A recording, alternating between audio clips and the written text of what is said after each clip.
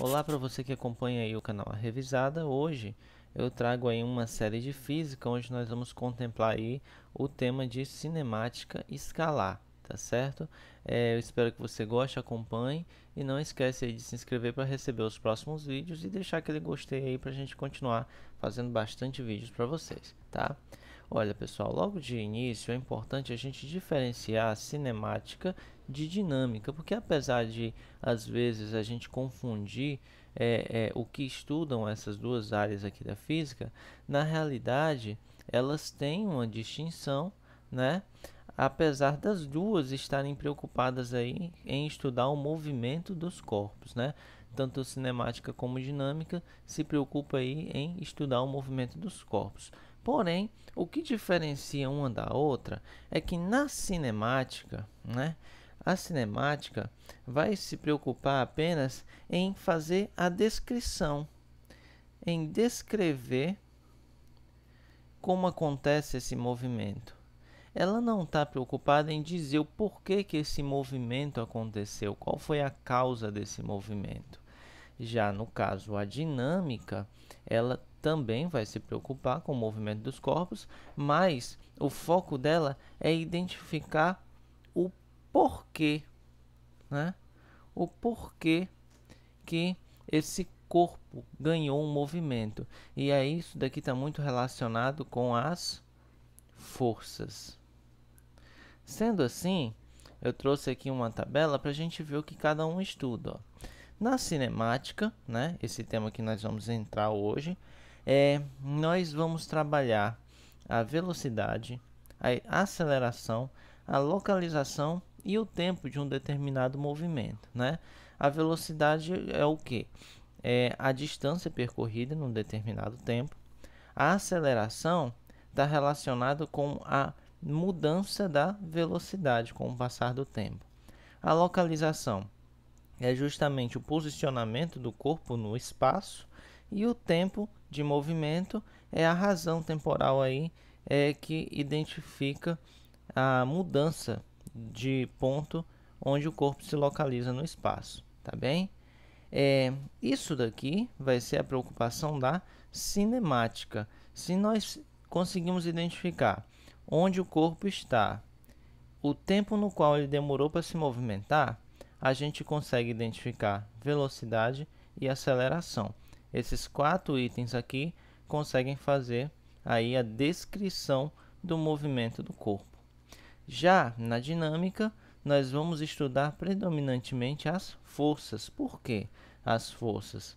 Imagina o seguinte, aqui eu tenho esse bloquinho, ó. Enquanto eu não aplicar uma força aqui na lateral dele, ele não vai se movimentar. Se eu deixar ele aqui, ele vai ficar parado eternamente, né? A não ser que, por exemplo, um terremoto aconteça, vire a minha mesa e aí o bloquinho vai cair, né? Ou seja, o terremoto ele vai aplicar uma série de forças aqui para fazer o bloquinho cair. E o mesmo eu vou fazer aqui agora. Eu vou aplicar a força, né, para retirar ele de cima para a gente continuar a nossa aula de hoje, tá bem?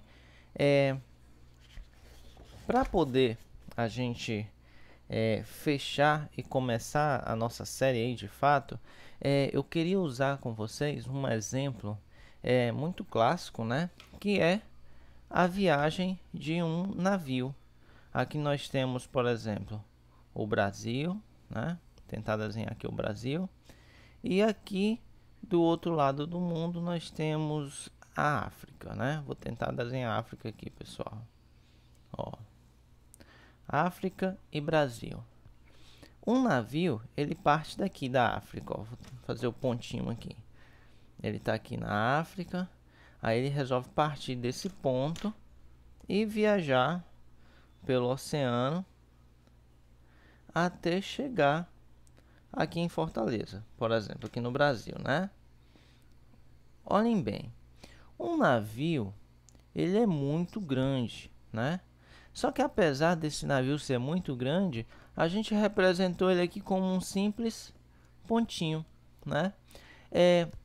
A descrição do tamanho, da forma desse navio vai influenciar na gente identificar o ponto de partida e o ponto de chegada? A descrição do tamanho, formato do navio, vai implicar na gente saber a trajetória que ele realizou aqui? Não. Então, nesse caso, nós descrevemos o navio aí como um ponto material. O ponto material é todo corpo cujas dimensões não interferem no estudo de um determinado fenômeno. Então, a gente pode considerar um navio como um ponto material, representá-lo como um pontinho, tá certo? Nos importa aqui, no caso, saber de onde ele estava, onde ele chegou e o tempo que ele demorou para realizar esse percurso, tá certo? Suas dimensões, tamanho e formato não importam. Porém, imagine o seguinte, ó, que esse navio chegou aqui no porto, né? Tá aqui o porto, vou tentar desenhar aqui o atracadouro, acho que é assim que se fala, né? Onde os navios estacionam, né? Acho que é assim. Bom, tá aqui a água e aqui está um navio chegando, um navio gigante. Se a gente quiser identificar, né? Por exemplo, aqui a entrada desse navio nesse porto, observem o tamanho do navio comparado aqui, ó, à entrada do porto, né? São tamanhos consideravelmente diferentes. Então, nesse caso, a gente tem que considerar, sim, a dimensão do navio para poder analisar se ele vai conseguir estacionar aqui ou não, né? E aí, nós temos, então, a definição do corpo extenso.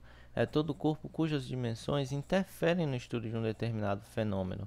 Quando nós temos corpos extensos, a gente tem que analisar essas dimensões do corpo. Normalmente, aqui na cinemática escalar, nós vamos trabalhar sempre com pontos materiais, tá certo? Ou seja, nós vamos sempre tentar trabalhar considerando aí os corpos, né, como pontos para poder facilitar o nosso estudo, tá certo? Bom, é isso, pessoal. A nossa aula de cinemática escalar hoje ela trabalha essa introdução, tá certo? Ficando dúvidas, postem nos comentários e eu aguardo você no próximo vídeo aí, dando continuidade a essa série. Até a próxima!